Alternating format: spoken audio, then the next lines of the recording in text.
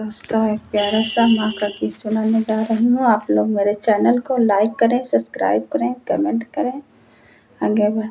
चार गो कपोस देहली दूधवा पियाई के, चार गो कपोस देहली दूधवा पियाई के, चार गो से पेट नाही भरे गो माई के, चार गो से पेट नाही भरे गो माई के। जौन माई पूछे काहे सुखल बाटे ओठ रे, ओही माई धोखा आज बेटा लोग देत रे। जौन माई पूछे बेटा सुखल काहे ओठ रे, ओही माई बेटा लोग देत आज धोखा आज देत रे।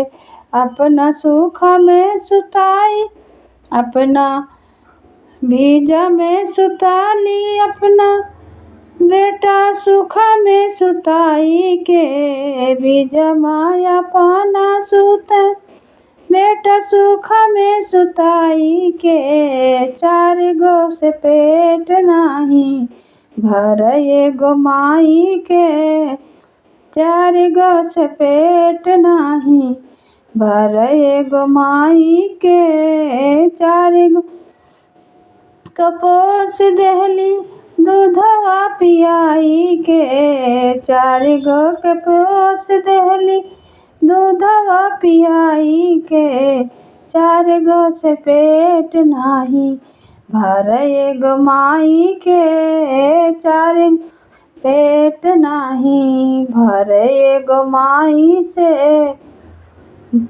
अन्न धन भरल रह बाटे माई के भजन में, अन्न धन भरल बाटे माई के भजन में, बिना जी बेकार है दौलतवान में, जीवन बेकार है दौलत सिंगार में।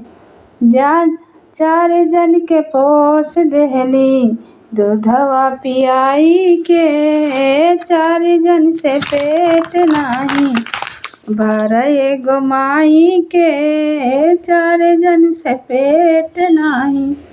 आचरा ओढ़ा के माई दूधवा पियाली, याद कर बाबू जब गोदी में खिलाईली, याद कर बाबू जब गोदी में खिलाईली, चार जन का पोस देली दूधवा पियाई के, चार जन से पेट नाही भरे गो माई के, चार जन से पेट नाही भरे गो माई के।